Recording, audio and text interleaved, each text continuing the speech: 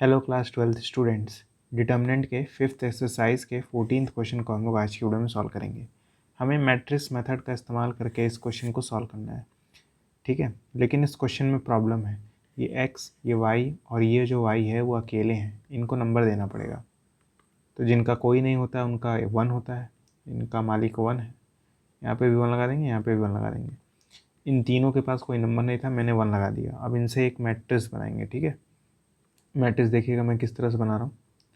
1 3 2 -1 4 और -1 2 -5 और 3, ठीक है। फिर एक वेरिएबल मैट्रिक्स बनेगा एक्स वाई जेड।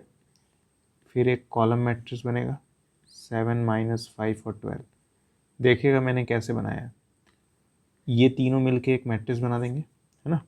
ये तीनों जो नंबर दिख रहे हैं तीनों मिलके कॉलम मैट्रिक्स बना देंगे। बीच में इक्वल का साइन है क्योंकि यहाँ पे भी इक्वल का साइन है।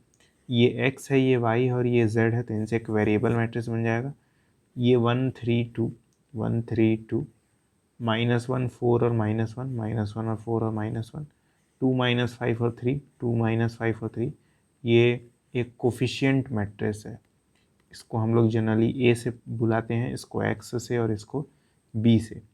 हमें एक्स वाई और जेड की वैल्यू फाइंड करनी है, मतलब इस एक्स को फाइंड करना है। तो एक्स को फाइंड करने का फॉर्मूला होता है A inverse B. A inverse निकालने का फॉर्मूला होता है 1 by determinant of A adjoint of A. सबसे पहले ए का डिटर्मिनेंट निकालेंगे। ए हमें क्या गिवन है, 1 3 2 -1 4 और -1 2 -5 और 3। इसका डिटर्मिनेंट निकालेंगे तो डिटर्मिनेंट ऑफ ए लिखेंगे हम लोग। सबसे पहले ये फर्स्ट एलिमेंट जो कि 1 है इसको पकड़ेंगे।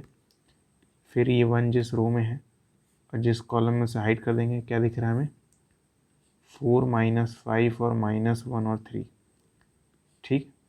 उसके बाद इस सेकेंड एलिमेंट को पकड़ेंगे जो कि है -1, लेकिन सेकेंड एलिमेंट लिखते वक्त आगे माइनस का साइन लगाते हैं, ठीक है। अब ये जो सेकेंड एलिमेंट है जिस रो में है और जिस कॉलम में है उसको हाइड कर देंगे। क्या दिख रहा है हाइड करने के बाद, 3 -5 2 और 3, ठीक है। फिर थर्ड एलिमेंट क्या है, 2 है, इसके आगे प्लस का साइन आएगा, सिर्फ सेकेंड वाले के आगे माइनस का साइन आता है। थर्ड एलिमेंट 2 है तो +2 लिखेंगे। फिर ये 2 जिस रो में है और जिस कॉलम में है उसे हाइड कर देंगे। हाइड करने के बाद दिख क्या रहा है, 3 4 2 और -1, ठीक है। सॉल्व करेंगे तो क्या जाएगा, 12 -5 दैट इज़ 7, ठीक है। ये प्लस 3 3 = 9 5 2 = 10, फिर 2 3 1 = -3 4 2 = 8, ठीक है। तो जाएगा 7 + 19 - 22, ठीक है। तो ये जाएगा आपका 4। तो डिटर्मिनेंट ऑफ ए कितना आएगा, 4 आएगा। डिटर्मिनेंट ऑफ ए हमारा 4 आएगा, ठीक है। अब डिटर्मिनेंट निकालने के बाद इसका एडजॉइंट भी निकालेंगे। एडजॉइंट निकालने का फॉर्मूला होता है adjoint of A is equals to C11 C12 C13 C21 C22 C23 C31 C32 C33। फिर इसका ट्रांसपोज कर देते हैं। हमें C11 C12 C13 C21 C22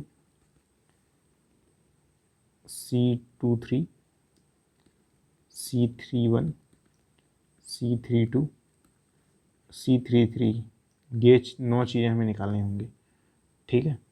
तो पहले इनके आगे साइन लगाते हैं, plus minus plus minus plus minus plus minus फिर प्लस, ठीक है। C11 निकालना है, मतलब इस फर्स्ट वाले का कोफैक्टर निकालना है। तो ये जिस रो में है और जिस कॉलम में से हाइड करिए, जो भी दिख रहा है उसे चुपचाप लिखिए। 4 -5 -1 और 3। सॉल्व करेंगे, इसका आंसर आएगा 7। सेकेंड एलिमेंट है -1, यानी हमें C12 -1 का निकालना है। तो ये जिस रो में है और जिस कॉलम में है उसे हाइड कर दीजिए। क्या दिख रहा है हाइड करने के बाद, 3 -5 2 और 3, ठीक है। दिया जाएगा आपका 19 -19, क्लियर है। थर्ड एलिमेंट है आपका 2, तो ये 2 जिस रो में है जिस कॉलम में उसे हाइड करिए। क्या दिख रहा है, 3 4 2 -1, ठीक है। सॉल्व करेंगे तो क्या आएगा, -11, ठीक है। फिर इस 3 का कोफैक्टर निकालेंगे, तो ये जिस रो में है और जिस कॉलम में है उसे हाइड कर देंगे। हाइड करने के बाद दिख रहा है आपको -1, 2, -1 और 3। सॉल्व करेंगे तो आंसर आ जाएगा 1, ठीक है। फिर इस 4 का कोफैक्टर निकालेंगे, तो ये जिस रो में है और जिस कॉलम में उसे हाइड करिए। क्या क्या दिख रहा है आपको, 1, 2, 2 और 3। सॉल्व करेंगे आंसर आएगा -1। फिर आपको ये दिख रहा है -5, तो ये -5 जिस रो में है और जिस कॉलम में है उसे हाइड कर दीजिए। क्या दिख रहा है आपको, 1, -1, 2 और -1, ठीक है। सॉल्व करेंगे आंसर आ जाएगा आपका -1, कर लीजिएगा सॉल्व। फिर इस 2 का कोफैक्टर निकालेंगे, तो ये जिस रो में है जिस कॉलम में उसे हाइड करिए। क्या दिख रहा है, -1, 2, 4 और -5। सॉल्व करेंगे आंसर आ जाएगा -3। फिर ये -1 का कोफैक्टर निकालेंगे, ये जिस रो में है जिस कॉलम में उसे हाइड कर देंगे। क्या दिख रहा है हमें, 1, 2, 3 और -5। सॉल्व करेंगे आंसर आ जाएगा ये +11, ठीक है। फिर इस 3 का कोफैक्टर निकालेंगे, तो ये 3 जिस रो में है और जिस कॉलम में उसे हाइड कर देंगे। क्या दिख रहा है हाइड करने के बाद, 1, -1, 3 और 4। आंसर आ जाएगा 7, ठीक है। तो C11 की वैल्यू 7, C12 की वैल्यू -19, C13 की वैल्यू -11, C21 का वैल्यू 1, C22 का वैल्यू -1, C23 का वैल्यू -1, C31 का वैल्यू -3, C32 का वैल्यू 11 और C33 का वैल्यू 7। तो इसका ट्रांसपोज कर देंगे। ट्रांसपोज करने के बाद हमें क्या मिलेगा, 7, 1, -3, -19, -1 और 11, -11, -1 और 7, ठीक है। ये हमारा फाइनली एडजॉइंट होगा। तो ये है हमारा एडजॉइंट ऑफ ए। हमें ए इनवर्स निकालने के लिए एडजॉइंट ऑफ ए निकालना था। तो अब ए इनवर्स की वैल्यू क्या हो जाएगी, ए इनवर्स की वैल्यू हो जाएगी 1/डिटर्मिनेंट ऑफ ए, दैट इज़ 1/4। 7 -19 -11, 1 -1 -1, -3, -3, 11 और 7, ठीक है। अब देखिएगा, हमें एक्चुअली में x निकालना था, जिसका वैल्यू ए इनवर्स बी के इक्वल होता है। तो x मतलब आपका x, y और z। ए इनवर्स मतलब 1/4, ठीक है। 7 -19 और -11, 1 -1 और -1, -3, 11 और 7, ठीक है। इसमें b मल्टीप्लाई करना है। b मतलब आपका 7 -5 और 12, ठीक है। तो जाएगा 1/4 और इधर तो रहेगा x, y और z, ठीक है। तो ये जो फर्स्ट रो है, ये फर्स्ट कॉलम में मल्टीप्लाई होगा तो क्या आंसर आएगा, 7 7 ज़ा 49 और 49 में से 5 जाएगा तो 44, 44 में से 36 तो माइनस करेंगे 8 आएगा, ठीक है। समझ में आ रहा है ना कैलकुलेशन। ये 7 7 मिल के 49, 1 और -5 मिल के -5, फिर ये -3 और 12 मिल के -36, ठीक है। सॉल्व करने के बाद आ जाएगा 8।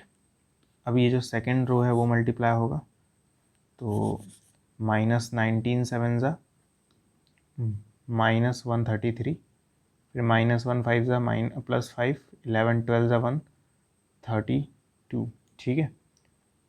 दिया जाएगा आपका 4। सॉल्व करने के बाद सेकेंड एलिमेंट 4 आएगा यानी। फिर थर्ड रो को मल्टीप्लाई करेंगे तो 11 -11 7 मल्टीप्लाई होगा, -77 +5 और 12 7 84, 84। तो ये 7 5 12 यानी ये 12 आएगा थर्ड एलिमेंट। उम्मीद करता हूँ मल्टीप्लाई करने आता होगा आपको, ठीक है। अब ये 4 से डिवाइड कर देंगे तो ये 2 1 और ये 3 हो जाएगा। क्लियरली दिख रहा है x की वैल्यू 2, y की वैल्यू 1 और z की वैल्यू 3। तो ये जो हमारा आंसर आया वो 100% सही है, इसमें कुछ भी गलती नहीं है। अगर आपको वीडियो समझ में आया तो लाइक करिएगा। मिलते हैं अगले वीडियो में, तब तक के लिए गुड बाय।